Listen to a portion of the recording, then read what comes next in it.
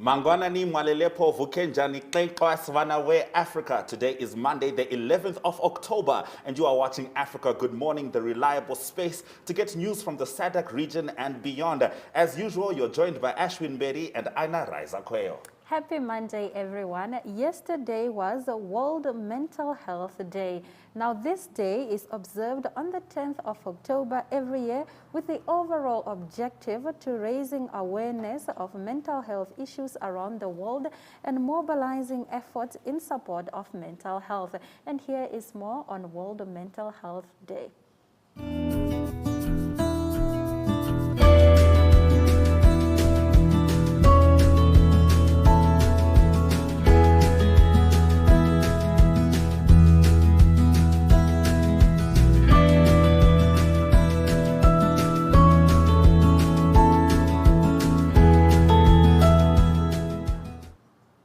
We are back with the news making headlines. If airstrikes against Tigrayan forces intensify in Ethiopia's Amhara region. Airstrikes against Tigrayan forces in Ethiopia's northern region of Amhara have intensified, a spokesperson of the Tigrayan forces said on Friday, which he said could presage a round push against the Tigrayan forces by the Ethiopian military and its allies. The Ethiopian military and its allies have been fighting forces from the northern region of Tigray for 11 months.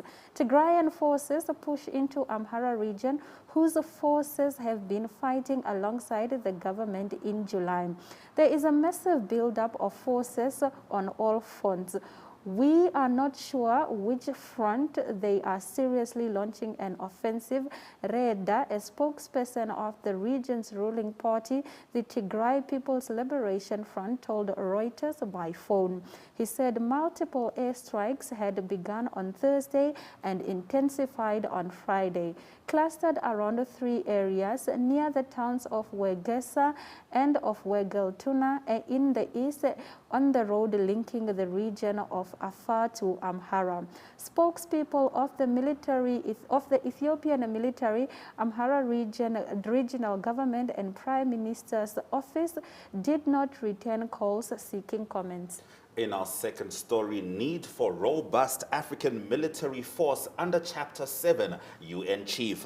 The Secretary General of the United Nations, Antonio Guterres, has said that it is essential to create a robust African military force in Mozambique, while stressing that the UN has peacekeeping rather than peace enforcement forces.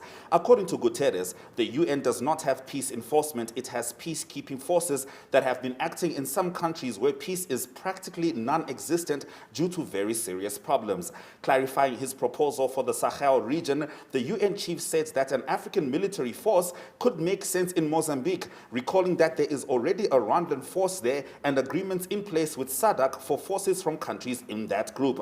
Reiterating the need for the entire international community to support Mozambique, Guterres stressed that Portugal had a very important role by sending a first group of trainers. Mozambique has had extraordinary success with the peace agreement with Renamo. Things have fortunately evolved very well, but now this terrorist group has appeared, representing a new fashion in Africa, which is extremely dangerous. It is in the Sahel, it is in the Democratic Republic of Congo, it is in Somalia, it is in Mozambique. Insurgency in Mozambique's troubled Cabo Delgado claims more SADC troops casualties. In a communique following an extraordinary summit of its security troika, SADC on Tuesday said the three members of the SADC mission in Mozambique were from Botswana and Tanzania. Summit expressed deep condolences to the families and the government of the Republic of Botswana and the United Republic of Tanzania for the loss of three soldiers who were serving under the SAMIM, the communique said. SAMIM was launched in August as part of the regional efforts to repel terrorists going under the name Al-Sunna wa Juma, who have been targeting government and private sector installations in Cabo Delgado province since October 2017. The intervention force comprises combat troops from Angola, Botswana, Mozambique, South Africa, and Tanzania, as well as a coordination mechanism made up of experts from Angola, Botswana, Lesotho, Malawi, Mozambique, South Africa, Tanzania, and Zimbabwe. Shooting in Libya detention center after migrant raids. At least 6 migrants were shot dead in Tripoli detention center on Friday. The head of the UN Migration Agency's Libya mission said as many reportedly escaped from the facility and others gathered in nearby streets. Libyan security forces have cracked down on migrants, refugees and asylum seekers over the past week, detaining more than 5,000. They routinely face violence in a country that has had little peace for a decade, with many held in detention centers that United Nations Refugee Agency UNHCR says are crowded and unsanitary, and where Amnesty International on Friday said they face torture and sexual abuse. On Monday, UN investigators said abuses against migrants and refugees in Libya were on a widespread scale, with a high level of organization and with the encouragement of the state suggestive of crimes against humanity. Morocco king urges MPs to confront threats. Morocco's King Mohammed II urged the country's new parliament on Friday to defend the country's sovereignty and stand up to external threats amid challenges and risks in the region. He did not specify the threats or their source, but the North African kingdom has been locked in a deepening crisis with neighboring Algeria, in which August it cuts diplomatic ties following mounting tension over Western Sahara. Morocco claims sovereignty over the former Spanish colony, a position backed by Washington since a deal last year that also saw Rabat normalize ties with Israel.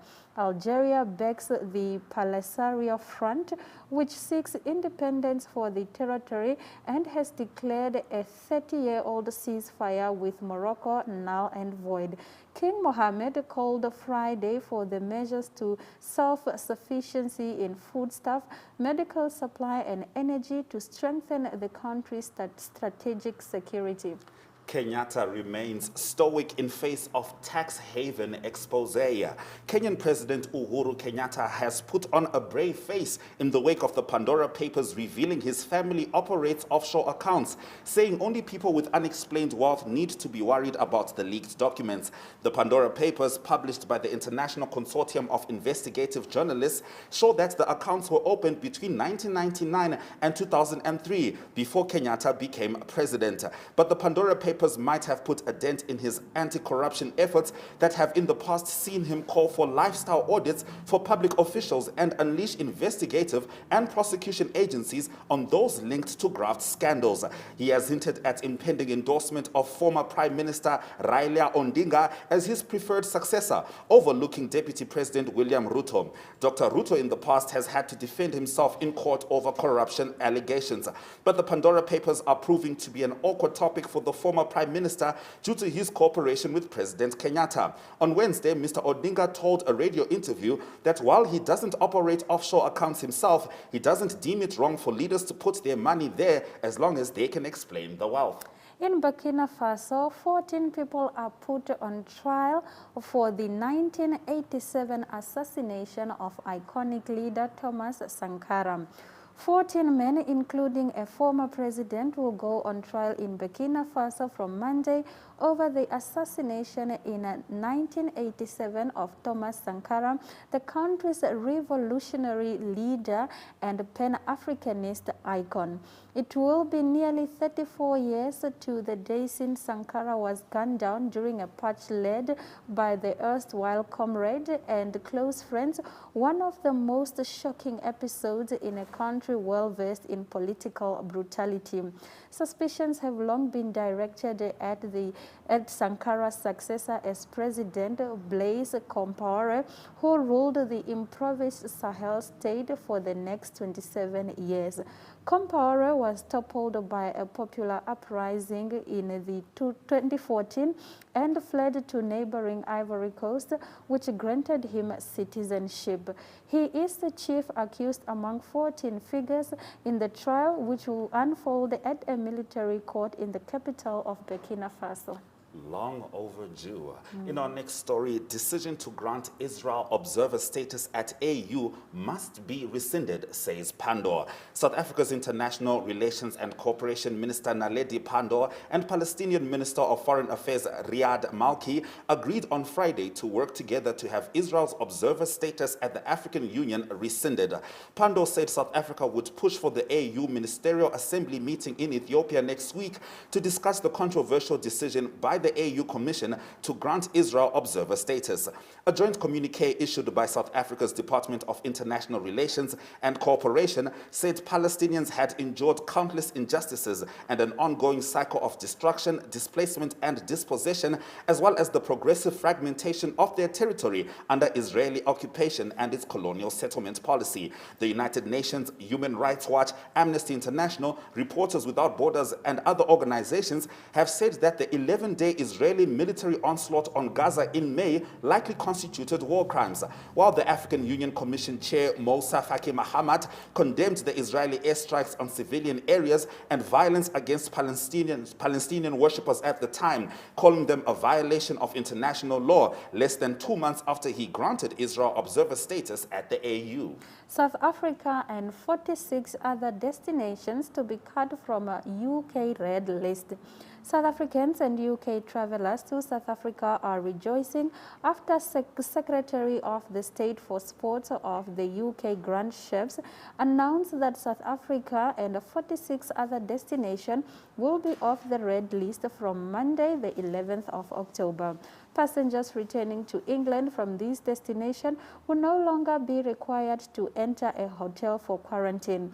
Eligible travelers vaccinated in more than 37 new countries and territories, including Brazil, Ghana, Hong Kong, India, Pakistan, South Africa, and Turkey, will also be treated the same as returning fully vaccinated UK residents for so long as they have not visited a red list country or territory within 10 days before arriving in England.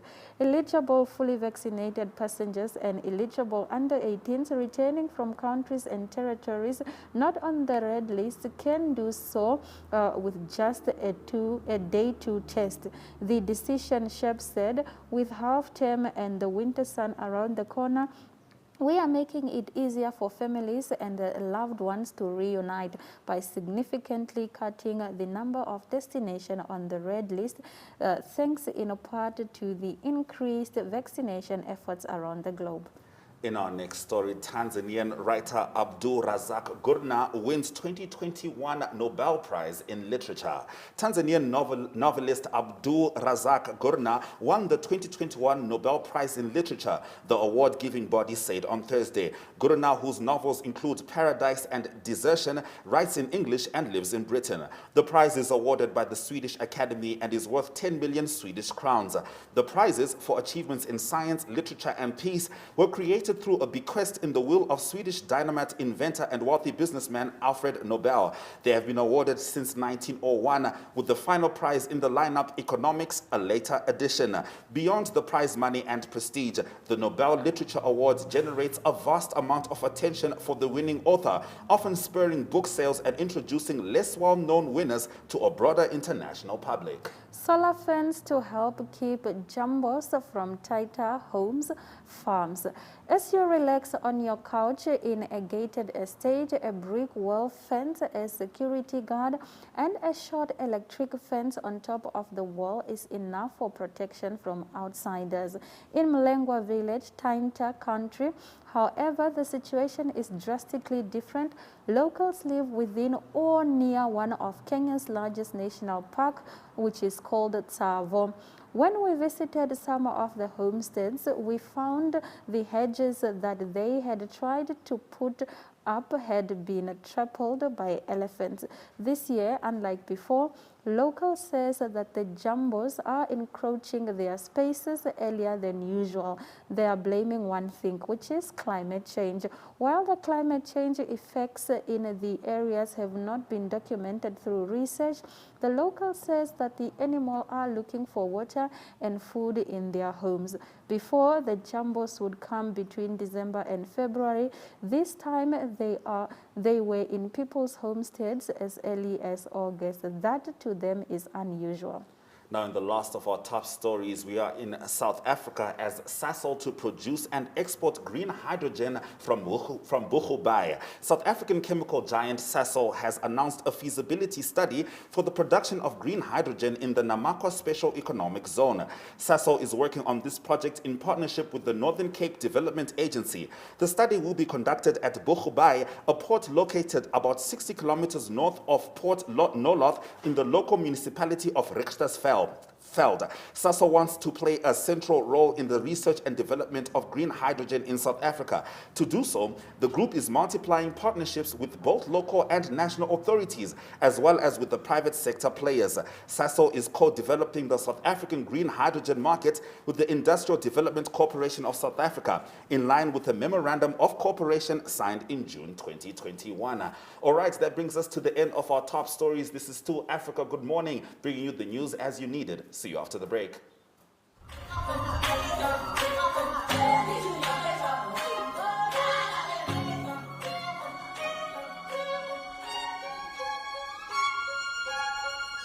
Strike it gold and win 5,000 Namibian dollars in cash with Neo Paints. Simply buy Neo Paints products from the selected range and stand a chance to get one of 12 mystery buckets filled with gold paint. All 12 winners will each get 3 extra paint buckets equal to their purchase. One to replace the gold paint, the second to use on your project, and the third to give to a charity of their choice. One winner can score another 10,000 Namibian dollars by showing us your creative use of the golden paint. The best project wins the cash. Offer is valid from 27 September to 18 December at your favorite hardware store nationwide. Visit us at neopaints.com for more competition details and follow us on Facebook for weekly competition updates. Neo Paints, a coat of excellence.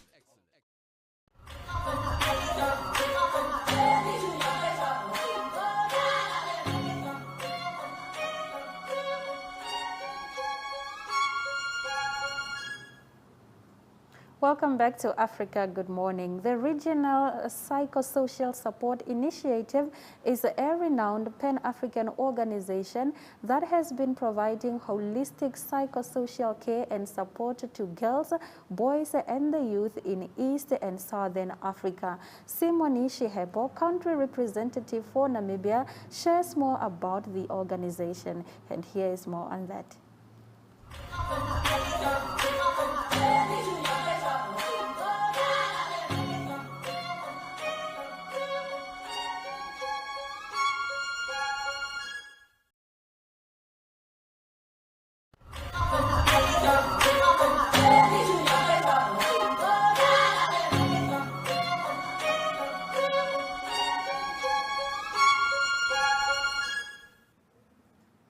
The Regional Psychosocial Support Initiative is a renowned Pan-African organization that has been providing holistic psychosocial care and support to girls, boys, and the youth in East and Southern Africa. Simone Shihebo, country representative for Namibia, is here to share more about the organization. Good morning, Simone. How are you? Good morning, and thank you for having me. It's wonderful having you here. Now, in how many countries is REPSI represented, and what are the main goals of the organization? REPSI is operational in 13 countries across Africa, and our main goal is to empower families and communities towards enhancing psychosocial support for girls and boys and youth. All right. Yes, so we provide technical leadership to organizations and communities and structures, as said, to support the girls and boys and the youth in empowering them, in nourishing them, but also in protection. All right. Now, your focus, as you said, is psychosocial care. Do you feel that it is needed now more than ever? If so, why is it important to provide this support? In general, psychosocial support, every individual needs that. But if you look at the day and age of COVID-19, we're still dealing with COVID in itself. We are not yet there with the aftermath or the effects of COVID. So many people died during this period of time. And there was such a change, a shifting in the way we are doing things, shifting in cultures, shifting in approaches. And that is why we need psychosocial support. Families has lost jobs. children were out of school. And you know, there's a huge gap, and we saw an increase in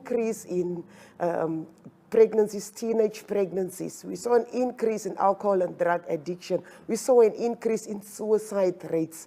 So there's such a need for psychosocial support. All right. Could you please share some of your programs and how they reach girls and boys in schools, for example? Yes. Within Namibia at the moment, we are having a strong focus in the Kunene region.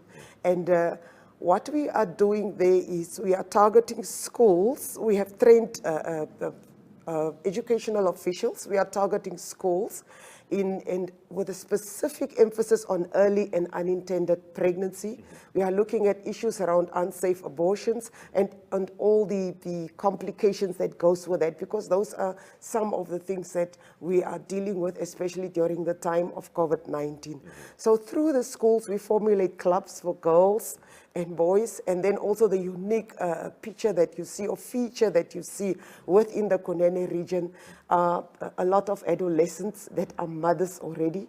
So these are the children that we are targeting, and we are empowering them with psychosocial support skills, building resilience to support themselves, and also to be strong in the area of mental health and psychosocial issues, wellness, and helping them to take informed choices, helping them to protect themselves, but also helping them to have a sound mind, even in a time of crisis. Absolutely. Now, October is Mental Health Awareness Month. Do you have any specific projects planned to enhance the message of mental health amongst children in particular?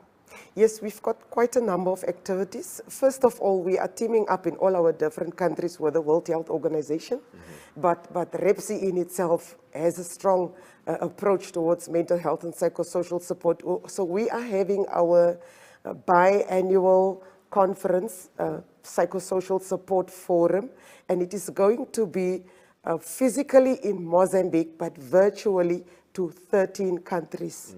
And we are going to meet and discuss issues that affect mental health and psychosocial support. And we are also having a children's forum kicking off on Saturday, the 9th of October, where we will get the voices of the children. But apart from that, we are having other activities. We are training teachers in mental health and psychosocial support. We are training healthcare workers this month.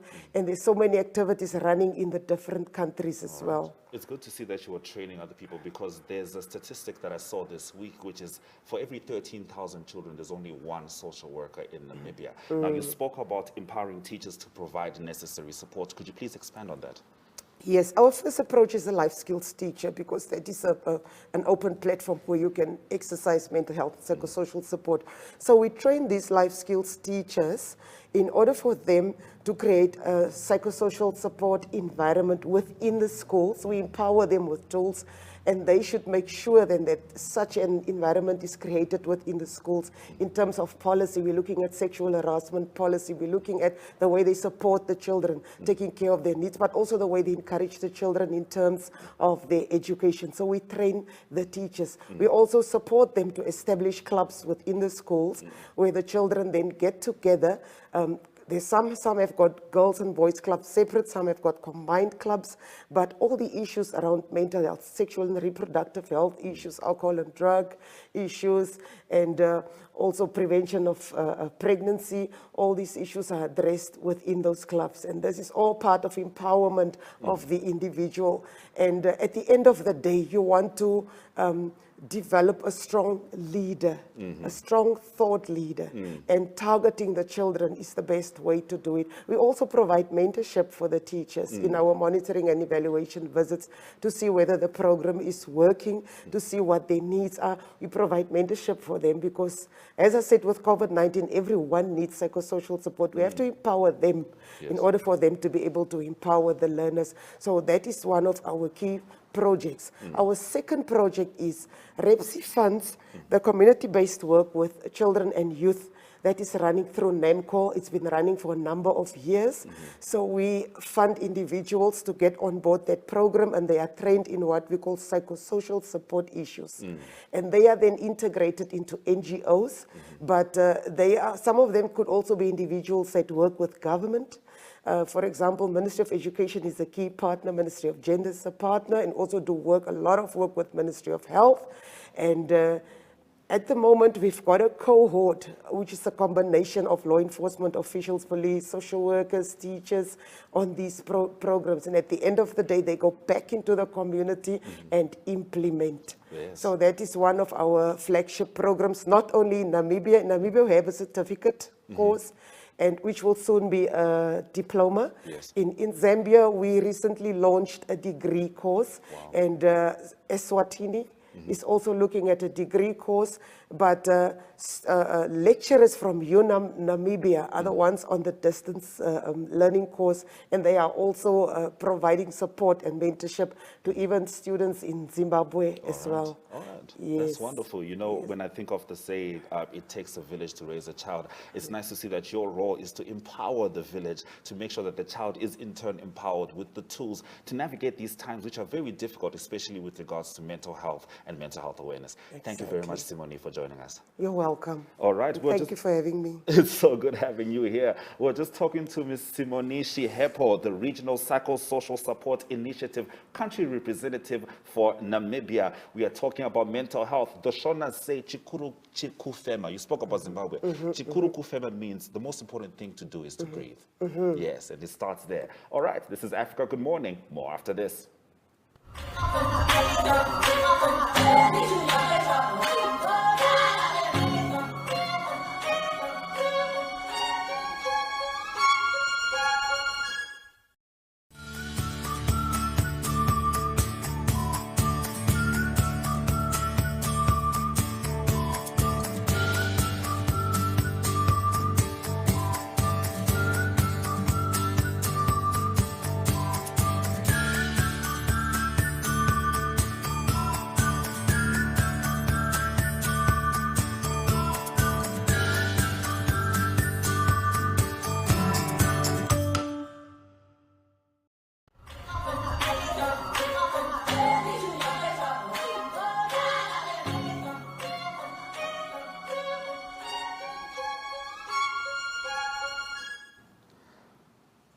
Welcome back to Africa Good Morning, your reliable source for news that is decentralized in Africa. Speaking of that, let's have a look at what's happening in Zambia through the lens of Mr. Mike Sichula. Good morning, Mike. How are you?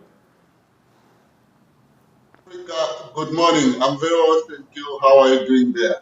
We are all right. Now, as the new administration is settling down, a local think tank is concerned with the uncoordinated statements regarding the country's external debt stock. And I understand you also have a video on that. So after you talk on it, feel free to introduce the video. Yes, one of the topical issues with regards to the previous administration and the new administration is the aspect on how much Zambia owes the international community. This was a very bond of contention for the now governing party, the UPND. They had accused the Patriotic Front administration of having borrowed more than the country could pay back. And even the PF administration, they never disclosed how much we owed the international community, especially the Chinese community. But in the past weeks, the government has come out clear to say Zambia owes the Chinese community close to $6 billion United States dollars. Then the total debt stock stands at 14.48 billion United States dollars. So, but again, this came a little bit more or less like a contradiction from what the president said when he held the media briefing, where he told journalists that Zambia was owing the international community in excess of 20 billion kwacha. So this is why this civil society organization, the Center for Trade and Development Policy, is calling on government to issue coordinated statements on the debt stock, considering the impact it may have to the international community if there are different statements from government officials. So we can play the video so that our viewers can also listen to what Mr. Maipopo, the executive director, was talking about. Will the new administration adopt that economic recovery plan, or will they develop a new one? From the review that we have done, we actually find the economic recovery plan to be a progressive document. It actually just needs financing to be implemented and later reviewed maybe halfway through the implementation phase. Lastly, we would want to urge the new administration to become more consistent when it comes to figures on public debt. We've continued to observe inconsistent figures being shared with the public, and this is causing confusion, and it might actually make the process or the efforts towards restructuring our debt difficult if we continue to share information that is not consistent. All right, the President Hakainde Hichilema has relaunched the coronavirus vaccination campaign with a target to vaccinate as many people as possible before the onset of the fourth wave of the pandemic. Please tell us more, Master Sichula. Yes, the Zambian government, like I've been saying in the past weeks and months, has a focus to vaccinate close to 8.4 million people with regards to meet the threshold that has been set by the World Health Organization to vaccinate at least 70% of the targeted individuals in the country. That is the president and the seated there being receiving a jab. That's the Minister of Health, Mrs. Sylvia Masebo. The president did not publicly get vaccinated, but he has, like you can see from there, he's encouraging every Zambian to get hold of the vaccine so that the numbers of people that have gotten the vaccine would rise to about 30%. Now the new administration has set to vaccinate about 30% of people by December 2021.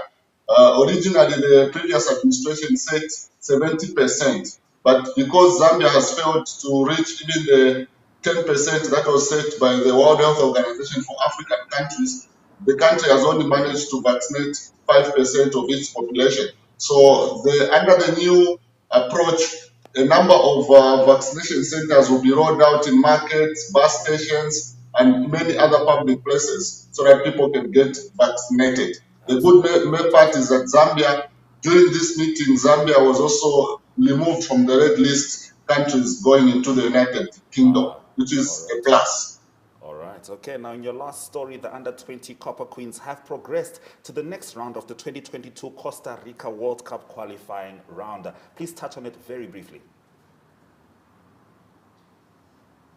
Yes, this has come at the backdrop of a very other disappointing points for the Zambian football. So the under-20 now have to, that's them before they left Malawi for Zambia yesterday. So what has happened now is that the team, having beaten Malawi 8-1 on aggregate, they now meet Ghana to determine who is going to get the slot, the tickets to the World Cup in Costa Rica to be held next year in August. So the team is, the Football Association of Zambia is taking this seriously to ensure that the team qualifies to the global football showpiece. Just like the other team went to the Olympics, they are also trying to use these under-20 ladies to make sure that they proceed to the World Cup. On the other side part is that the senior national team yesterday, they failed to take home advantage to where they were held by one goal to one to visiting Equatorial Guinea, meaning the senior national team is completely out of contention for the 2022 Qatar World Cup. That's a shame. That's truly a shame. Thank you very much for bringing us the news from Zambia. We are certainly looking to see what the under-20 Copper Queens have in store for us. Thank you very much. Africa, good morning. We wish all our viewers all the very best during this week. Thank you. Thank you very much, Mr. Sichula. Up next, let's have a look at the weather forecast.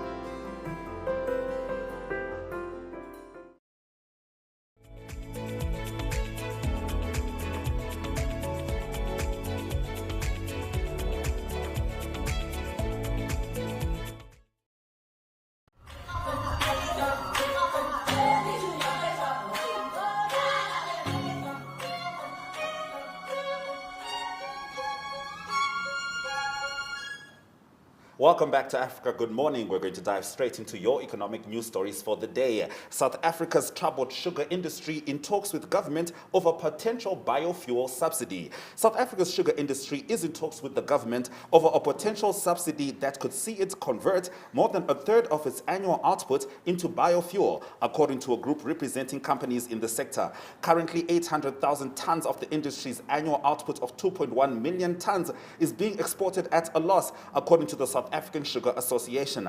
Most of South Africa's sugarcane is grown in the east of the country, and the industry employs about 85,000 people. The tax on sugary beverages that came into force in 2018 as a health promotion levy has led to industry losses of more than 3.6 billion rand, the closure of 2 mills, and almost 10,000 job losses, according to Tricam. In Mozambique, DP World calls on government to stamp out illegal trade in wildlife. Sultan Ahmed, Group Chairman and CEO of DP World, was the first to sign a pledge calling for the mobilization of public and private resources to stamp out the illegal trade by 2030.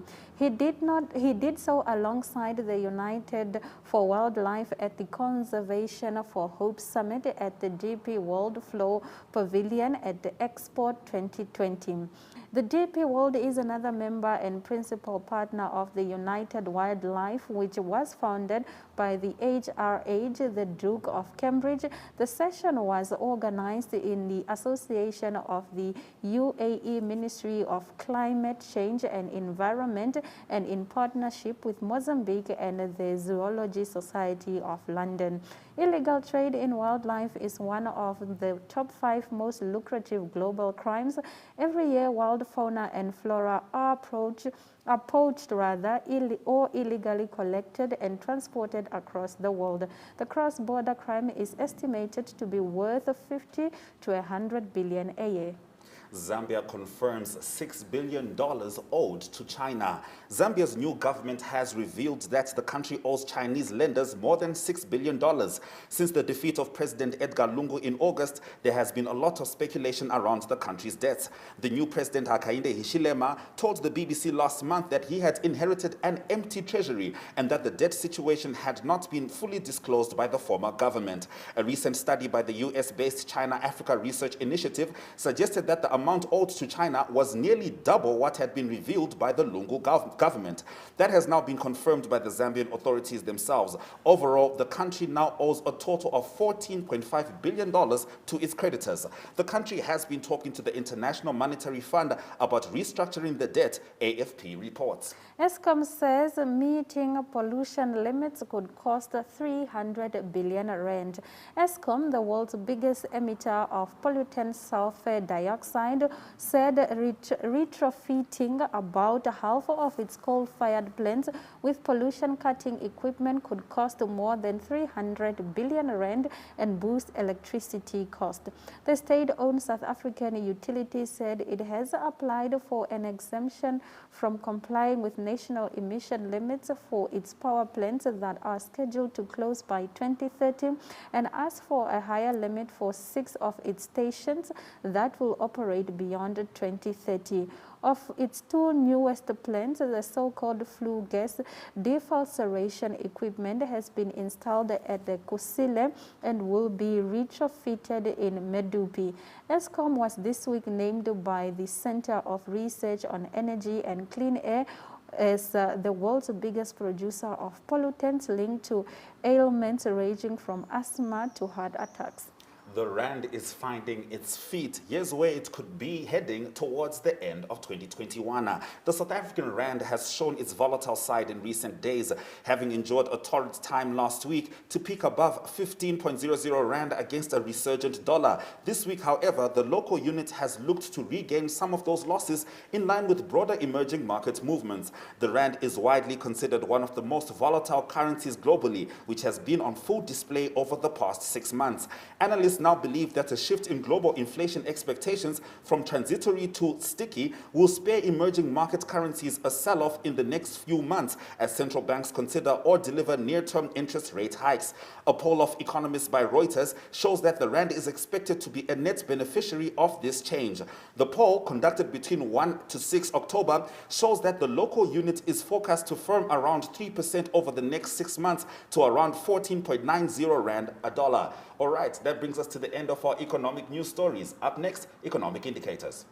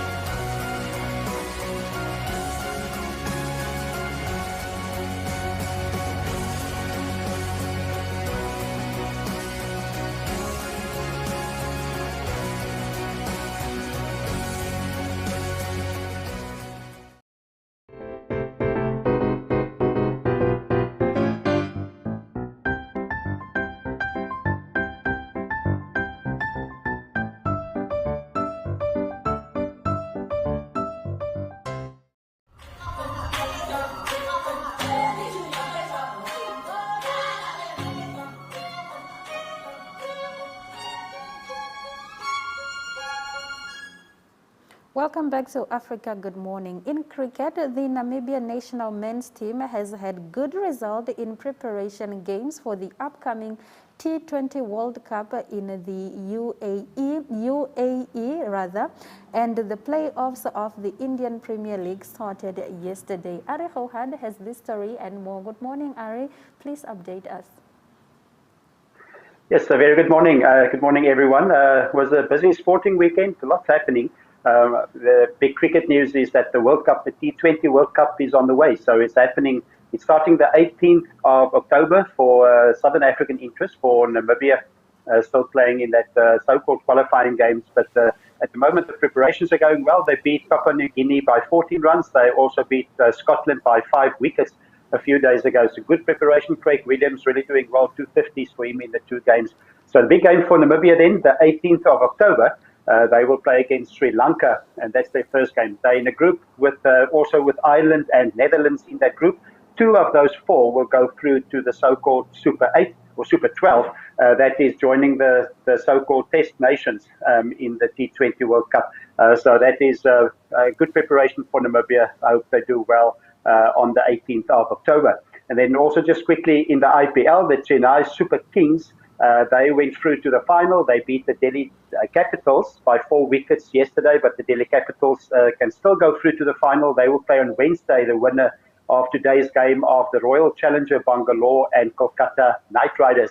and that's AB de Villiers. And AB de Villiers will be in action for the Royal Challengers, the Bangalore. They've got a great batting lineup: Virat Kohli, AB de Villiers, and Glenn Maxwell, some of their batsmen. So the IPL reaching an interesting stage from today onwards.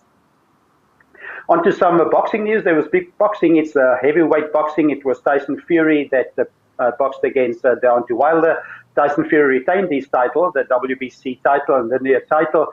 It was a knockout win for Tyson Fury in the 11th round. Very good boxing match to watch. In the third round, it was Tyson Fury that had Deontay Wilder down. In the fourth round, it was also Tyson Fury that had to hear the 8 count twice. But in the end, it was Tyson Fury that was too strong in the 11th round with the technical knockout win against Deontay Wilder. That was a trilogy. That was the third fight.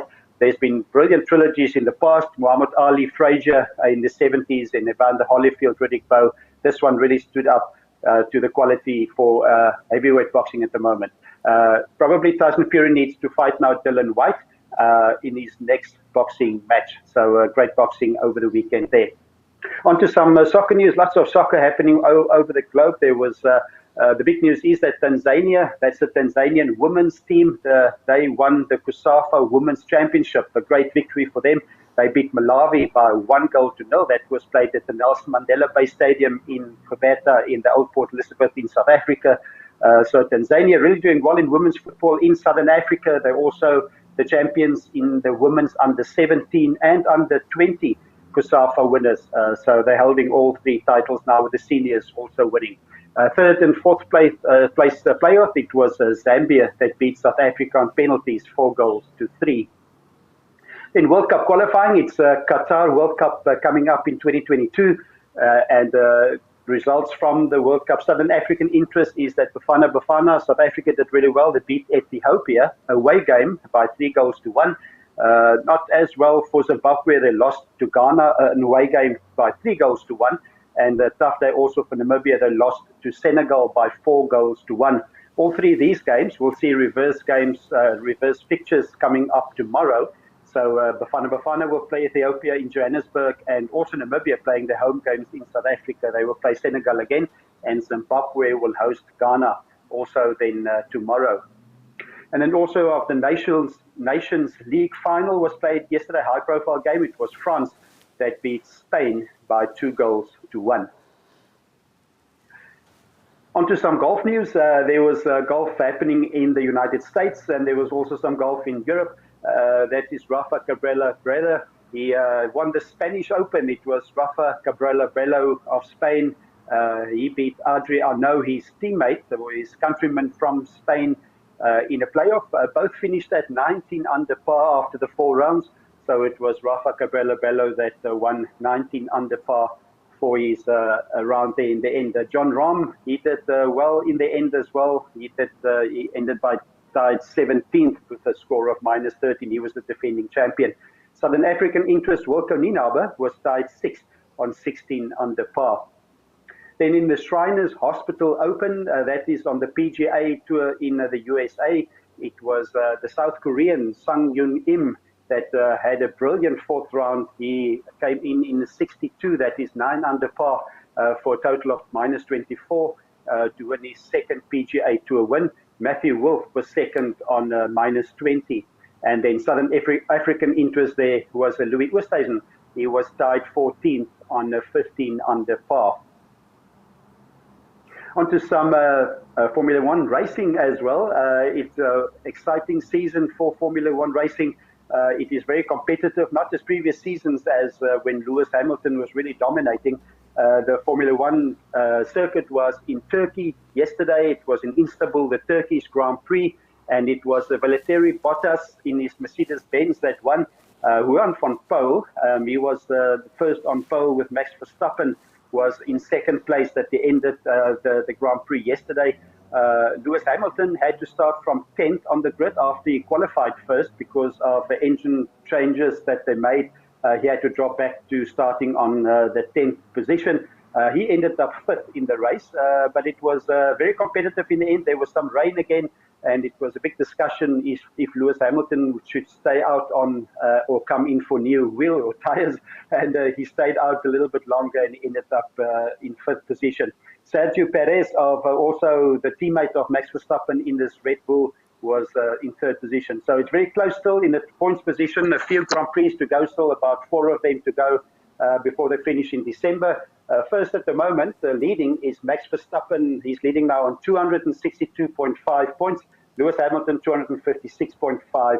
And in the constructors, it is Mercedes-Benz 433.5 and Red Bull 397.5. So that's all the sports news. Lots happened over the weekend. I hope you had a great sporting weekend. And we'll talk again on Friday and preview the weekend sports. Have a great week. Bye-bye. Thank you very much, Ari. All right, right now we're going to take a short break and we'll be back with your headlines.